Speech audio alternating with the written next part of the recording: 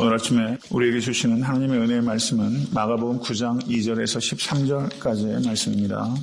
다 같이 합독하도록 하겠습니다.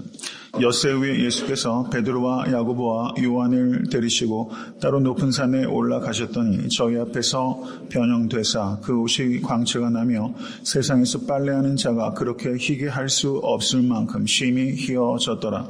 이에 엘리야가 모세와 함께 저에게 나타나 예수로 더불어 말씀하거늘 베드로가 예수께 고하되 라삐여 우리가 여기 있는 것이 좋사오니 우리가 초막셋을 짓되 하나는 주를 위하여 하나는 모세를 위하여 하나는 엘리야를 위하여 하사이다 하니 이는 저희가 심히 무서워하므로 저가 무슨 말을 하는지 알지 못함이더라. 마침 구름이 와서 저희를 덮으며 구름 속에서 소리가 나되 이는 내 사랑하는 아들이니 너희는 저의 말을 들으라 하는지라. 문득 둘러보니 아무도 보이지 아니하고 오직 예수와 자기들 뿐이었더라. 저희가 산에서 내려올 때 예수께서 경계하시되 인자가 죽은 자 가운데서 살아날 때까지는 본 것을 아무에게도 이루지 말라 하시니 저희가 이 말씀을 마음에 두며 서로 문의하되 죽은 자 가운데서 살아나는 것이 무엇일까 하고 이에 예수께 묻자와 가로되 어찌하여 서기관들이 엘리야가 먼저 와야 하리라 하나이까. 가라사대 엘리야가 과연 먼저 와서 모든 것을 회복하거니와 어찌 인자에 대하여 기록하기를 많은 고난을 받고 멸시를 당하리라 하였느냐. 그러나 내가 너희에게 이르노니 엘리야가 왔으니 기록된 바와 같이 사람들이 임의로 대우하였느니라 하시니라. 아멘. 하나님의 말씀입니다. 마가복음 9장 2절에서 29절까지는 세 부분으로 나누어질 수 있습니다. 특별히 변화산의 지형과 밀접한 관계가 있습니다. 마가복음 9장 2절에서 8절까지는 변화산 위에서 예수님께서 변형되신 사건을 기록하고 있고 9절에서 13절은 변화산에서 하산하시는 과정에서 예수님과 제자들의 대화가 기록되어 있고 9장 14절에서 29절까지는 변화산 아래에서 귀신 들린 아이를 구원하신 사건이 기록되어 있는 부분이라고 할 수 있습니다. 그래서 이 세 사건은 매우 밀접하게 연관되어 있다라고 볼 수 있고 오늘은 변화산 상에서 변화되신 일과 변화산에서 내려오시면서 예수님과 제자들의 대화를 중심으로 강의를 하도록 하겠습니다. 오늘 변화산 상에서 예수님께서 변형되신 이 사건이 기록되어 있는 문맥을 이해하는 것이 대단히 중요합니다. 예수님께서 예루살렘으로 마지막 여행을 하시면서 본인의 순환에 대해서 세 차례 예언을 하셨습니다. 제일 첫 번째 예언이 마가복음 8장 31절에 기록되어 있습니다.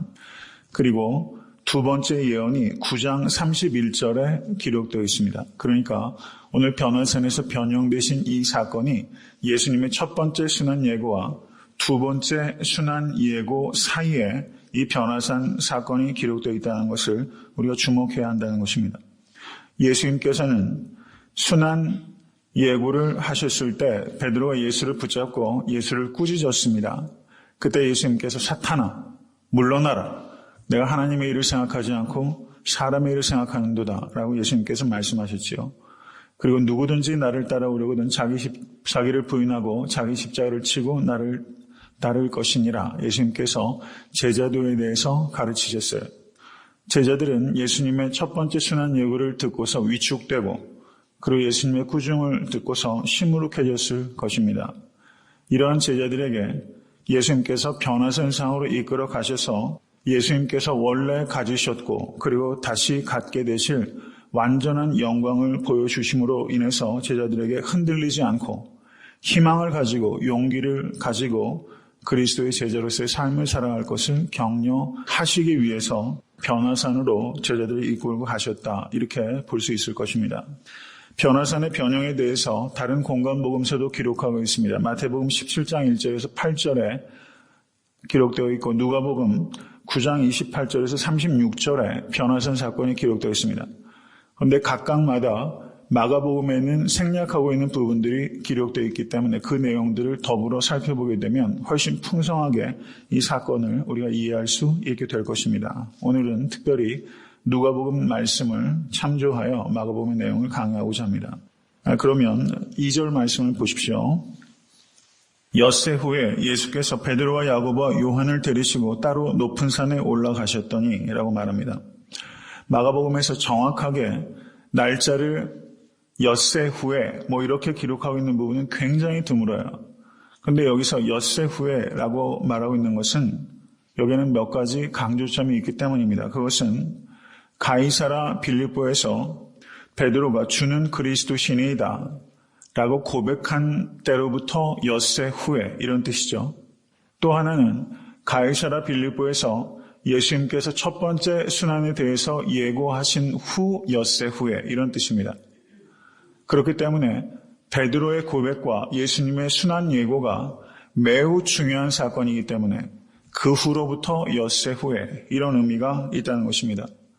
또 하나는 예수님께서 높은 산 위에서 변화되신 사건이 후대 성경 기자가 그냥 마치 신화처럼 인위적으로 기록해 놓은 것이 아니라 가이사라 빌립보 사건으로부터 엿새 후에 있었던 역사적 사건입니다. 라는 것을 성경 기자가 강조하고 있다는 것입니다. 앞에 있는 베드로의 고백과 예수님의 순환 예고의 중요성을 강조하고 그리고 변화산 사건의 역사성을 강조하기 위해서 엿새 후에라는 정확한 시간적인 그 마크를 마가가 거기에 기록하고 있다. 이렇게 분명한 의도가 거기 있다. 이렇게 볼 수 있다는 것입니다. 변화산 사건은 실제 있었던 사건입니다. 믿으십니까? 그런데 여기에서도 베드로와 야고보와 요한만을 예수님께서 변화산 위로 데리고 올라가셨고 나머지 9명의 제자들은 변화산 밑에서 있었어요. 그러면 왜 예수님께서 3명만을 변화산 위로 데려가셨는가? 누구 마음에요? 예수님 마음에요. 예수님 마음대로 하실 수 있어요. 이것을 우리가 받아들일 수 있어야 되는 것입니다. 왜 이 세 사람만 차별하느냐 이런저런 얘기를 우리식으로 말하면 할 수 있잖아요. 그렇죠? 근데 예수님께서는 이 세 사람을 특별하게 양육하실 필요성을 느끼셨고 그렇게 하셨습니다. 그리고 그렇게 하실 자유가 있으세요. 이것을 우리가 깊이 생각해야 됩니다. 마가복음 5장 37절을 보셔도 예수님께서 제자들과 함께 야이로의 집으로 갈 때 예수님께서 야이로의 집에 들어가실 때 그때도 베드로와 야고보와 요한만 들어옴을 허락하시고 다른 사람이 들어오는 것은 허락하지 않으셨습니다. 그리고 겟세마네 동산에서 기도하실 때에도 예수님께서 제자들과 같이 동행하셨지만 예수님께서 특별히 세 사람만 더 가까이 오게 하셨는데 그게 누굽니까? 베드로와 야고보와 요한이에요. 그러니까 예수님의 12제자 그룹 중에서 누가 가장 핵심 키 멤버입니까? 베드로와 야고보와 요한이에요. 이것은 차별하는 것이 아니라 예수님께서 12명의 제자들 중에서도 이너서클을 특별하게 강조하셔서 교육하셔야 될 필요성을 느끼셨다. 이렇게 볼 수 있다는 것입니다. 누가복음 9장 28절에서 29절을 보시면 베드로와 요한과 야고보를 데리시고 기도하시러 산에 올라가서 기도하실 때 용모가 변화되어 그 옷이 휘어져 광채가 나더라 라고 말하고 있습니다. 예수님께서 변화되셨을 때 언제 변화되셨어요? 기도하실 때 변화되셨어요. 마가복음에는 그런 내용이 생략되어 있습니다. 그런데 누가복음에서는 예수님께서 기도하러 산에 가셨고 기도하실 때 변화되셨다. 이렇게 말씀하고 있습니다. 여러분, 기도는 우리가 정한수 떠놓고 내 소원 성취해달라고 비는 것이 기도의 행위가 아니에요. 그것은 모든 제종교가 그렇게 정한수 올려놓고 소원 성취를 위해서 기도하지만 기독교의 기도는 소원 성취를 하기 위해서 기도하는 것이 아니라 하나님과 사귀기 위해서 기도 드리는 것입니다. 믿으세요? 기도의 제일의 목적은 하나님과의 사귐입니다. 하나님과의 사귐을 도외시하고 내 소원 성취만을 위해서 기도하고 그리고 소원 성취가 되면 그 기도 때문에 우리는 성장하는 것이 아니라 타락하게 될 것입니다. 하나님과의 사귐 자체가 최고의 복이라는 것을 기억하시는 여러분과 제가 될 수 있기를 간절히 바랍니다. 기도하실 때 용모가 변화되셨다는 것은 우리에게 중요한 것을 시사합니다. 그것은 우리가 하나님과의 사귐이 깊어지면 내적으로도 변화가 생기고 외적으로도 사람 얼굴이 똑같아도요. 안에 뭐가 있느냐에 따라서 똑같은 얼굴인데 달라 보여요. 그렇죠? 은혜 안에 사는 사람의 얼굴은요. 똑같은 사람도 어제는 은혜 안에 있었으면 어제 얼굴은 빛이 나고 오늘은 그냥 세상 걱정, 근심, 욕심으로 가득하며 미움이 가득하며 오늘은 어제 그 얼굴이 아니에요. 어제 그 얼굴이 아니에요. 남녀 간에도 특별히 그 여자들이 남자를 사랑하면 얼굴이 예뻐진단 말이 많고 실제 사실이잖아요. 우리가 예수 그리스도 안에서 기도를 통해서 하나님과 깊은 사귐이 있으면 우리가 실제 내적으로 외적으로 변화가 나타날 수밖에 없는 것입니다. 여러분 안팎이 예수 그리스도로 말미암아 변화되실 수 있게 되기를 주님의 이름으로 간절히 축원합니다. 그 뒤에 내용을 한번 보세요. 예수 때문에 은혜 때문에 달라진 모습이 정말 세상에서 제일 예쁜 얼굴이에요. 다른 화장이 필요 없는 것 같아요. 정말 예뻐지시고 멋있어지시기를 주님의 이름으로 간절히 축원합니다. 그 옷이 광채가 나며 세상에서 빨래하는 자가 그렇게 희귀할 수 없을 만큼 심히 휘어졌더라. 이렇게 말씀하셨어요. 이 세상에서 볼 수 없는 광채와 그 흰 순결함이 예수 그리스도의 용모를 통해서 나타나셨어요. 이 예수님을 우리가 보게 될 것입니다. 믿으십니까? 눈으로 보게 될 것입니다. 그리고 우리도 예수님의 영광의 몸을 우리도 입게 될 것입니다. 이게 우리의 궁극적인 소망이에요. 그런데 그때 엘리야가 모세와 함께 저에게 나타났다라고 말합니다. 엘리야는 구약 성경에서 누구를 상징합니까? 예언자들의 대표가 엘리야예요. 그렇죠? 그리고 모세는 뭘 상징해요? 율법을 대표하는 사람이에요. 율법과 예언을 대표하는 두 사람이 예수께 나타났어요. 그러면 이것은 상징적으로 우리에게 무엇을 나타내는가? 예수는 율법과 예언의 성취로서 이 땅에 오신 하나님의 아들이십니다. 믿으세요? 구약의 모든 율법과 예언은 예수 안에서 예스가 된 거예요. 믿으십니까? 역사의 중심이요, 역사의 성취가 바로 예수 그리스도입니다. 시간의 정점이 예수 그리스도예요. 여러분, 우리 인생에서 최고의 사건은 무엇입니까? 예수님을 영접한 사건이에요. 그 시간에 우리 인생의 클라이맥스예요. 믿으십니까? 우리 시간의 정점은 무엇인지 깊이 생각하실 수 있게 간절히 바랍니다. 여러분, 하루의 시간에도 시간의 중심이 있어요. 저는 이 새벽 예배를 지키는 여러 성도님들의 삶 가운데 이 새벽 예배가 하루의 시간의 중심이 될 수 있게 될 간절히 바랍니다. 여기에서 받고 누린 은혜가 하루의 삶 전체에 흘러 넘칠 수 있기를 주님으로 간절히 축원합니다. 그런데 9장 5절의 말씀을 보세요. 베드로가 예수께 고하되 랍비여, 우리가 여기 있는 것이 좋사오니 우리가 초막셋을 질 때 하나는 주를 위하여 하나는 모세를 위하여 하나는 엘리야를 위하여 하사이다 하니, 이 말씀을 읽으면서 참 이 베드로는 변함이 없어요. 변함이 없어요. 변함이 없어요. 예수님한테 사탄아 물러가 한 소리 들었잖아요. 그러면 잠깐 쉴만한데 여기 또 나서가지고 좀 귀엽다고 외람되지만 좀 코믹해요. 이 베드로가. 이 성품 그대로 베드로가 쓰임받지 않습니까? 네, 그냥 뱃사람다운 사람이에요. 어떤 악의가 있다라기보다 그냥 성숙하지 못한 애기 같은 게 그냥 여기 다 드러납니다. 그런데 여기에서 누가복음을 보니까 누가복음 9장 32절을 보시면 베드로와 및 함께 있는 자들이 고나여 졸다가 아주 깨어 예수의 영광과 및 함께 선 두 사람을 보더니, 이때도 베드로와 야고보와 요한이 뭐하고 있었어요? 졸고 있었어요. 기도하러 산에 올라가셨는데 예수님은 기도하시다가 변화되셨고 제자들은 그때도 졸고 있었어요. 겟세마네 동산에서도 졸고 있었어요. 예수님은 습관에 따라 기도하셨다면 이 사람들은 습관에 따라 졸고 있던 사람들입니다. 졸다가 예수님의 변화된 모습을 본 거예요. 그리고 뭐라고 말합니까? 랍비요. 랍비라는 호칭이 예수님께 적합한 호칭입니까? 부족한 호칭입니까? 부족한 호칭이죠. 랍비요. 여기가 좋사오니. 눈에 보니까 그 황홀경에 취해버린 거예요. 여러분, 베드로뿐만 아니라 우리 역시 안주하려는 속성이 있다는 것을 기억하실 수 있기를 간절히 바랍니다. 개인의 영적인 상태도 안주하려고 해서는 안 돼요. 그냥 내 바운더리만 탁 지키는 수준에서 더 가까이도 안 가고 멀어지지도 않고 하는 수준에서, 여러분, 예수님께서 잡혀가셨을 때 베드로가 거리를 유지하면서 대제사장의 집까지 갑니다. 정확하게 거리를 유지하고 주님께 가까이 가지도 멀어지지도 않는 이런 신앙생활, 이거 옳지 못한 신앙생활입니다. 이것을 우리가 깊이 생각해야 됩니다. 여기가 좋사오니 하고 안주해서는 안 돼요. 여러분 교회를 바라보실 때도 여러분 에테나트 섬기는 교회 부흥을 원하십니까? 좀 크게 대답하세요. 부흥을 원하세요? 여러분 교회도 안주해서는 안 돼요. 교회도 안주해서는 안 됩니다. 우리는 끊임없이 세상 끝까지 가야 되는 교회가 되어야 됩니다. 안주하면 죽어요.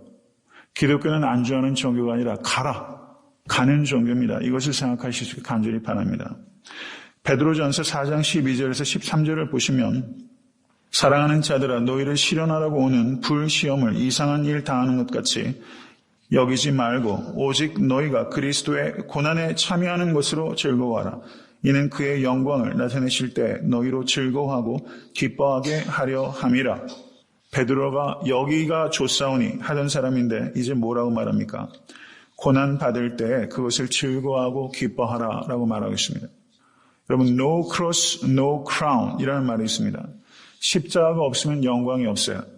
근데 여기가 좋사오니 라고 말했던 베드로는 크로스는 싫다고 말하는 것입니다.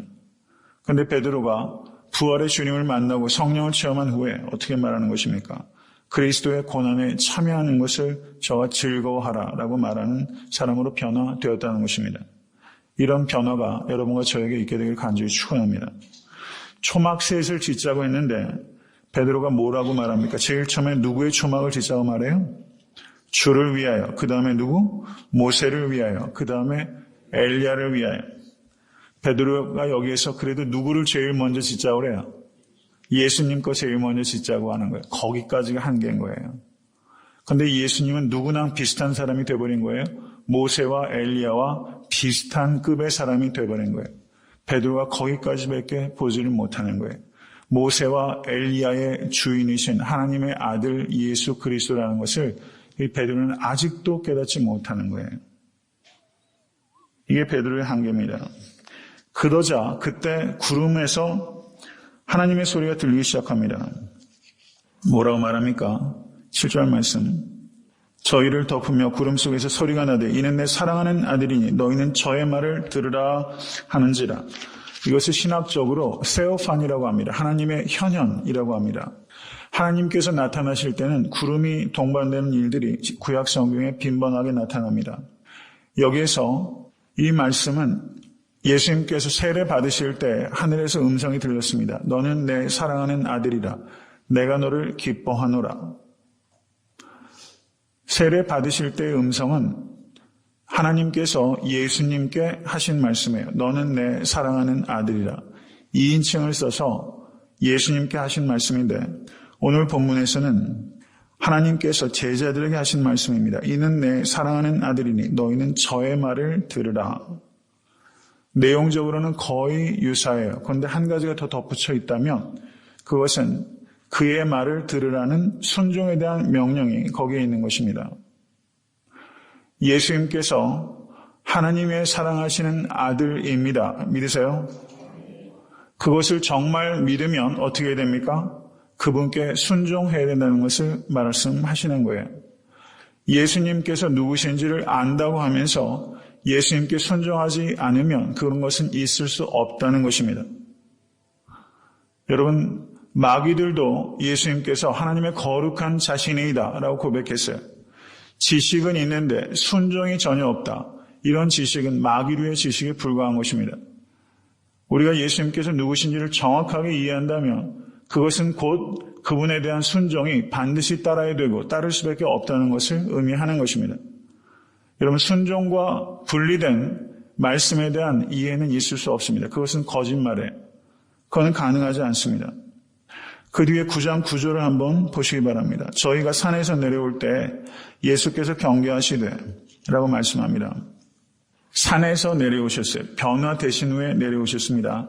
빌립보서 2장 6절은 그는 근본 하나님의 본체시나 하나님과 동등됨을 취할 것으로 여기지 아니하시고 오히려 자기를 비어 종의 형체를 가져 사람들과 같이 되었고. 믿으십니까? 하늘 보좌에서 내려오셔서 성육신하셔서 아기의 모습으로 이 땅에 오셨습니다. 변화산 위에서 변화되신 후에 지금 다시 산에서 내려오십니다. 예수님은 끊임없이 내려오시는 분이라는 것을 우리가 상징적으로 여기에서 다시 보게 됩니다. 말씀을 맺습니다. 사람의 크기는 무엇으로 결정되는 것입니까? 얼마나 내려올 수 있느냐로 결정되는 것입니다. 얼마나 내려올 수 있느냐. 세상이 가는 길과는 전혀 상반된 방향으로 가는 길이 그리스도인의 길입니다. 여러분, 세상은 상향으로만 나아가요. 위로 올라가려고만 하는 것이 세상에 가는 방향입니다. 가기 위해서 온갖 권모와 술수와 난무하고 다른 사람 끌어내리기가 정글의 법칙이 다스리는 게 세상이에요. 여러분, 나이브한 이야기 한다고 생각하지 마십시오. 성경 말씀 드리는 거예요.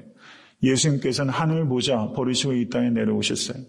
그리고 제자들을 이끄시고 변화산 위에 가셨다가 다시 복잡하고 냄새나고 소음 가득한 변화산 아래로 내려오셨습니다. 얼마나 많이 내려올 수 있는가, 자기를 얼마나 많이 낮출 수 있는가, 이것이 바로 그 사람의 크기의 됨됨이라고 우리는 분명하게 깨달아야 됩니다. 이번 한 주간 살아가시면서 여러분 자기를 낮추는데 크게 성공하신 여러분과 제가 될 수 있게 간절히 바랍니다. 이 새벽 제단은 변화산 위에요. 그리고 저문을 나가는 순간 우리는 변화산 아래로 내려가는 것입니다. 삶은 항상 변화산 위에서 공급받고 변화산 아래에서 공급받은 것을 실천하는 데 있는 것입니다. 오늘 변화산 아래로 내려가셔서 크게 하나님께 영광을 드리시는 여러분과 제가 될 수 있게 되길 주님의 이름으로 간절히 축원합니다.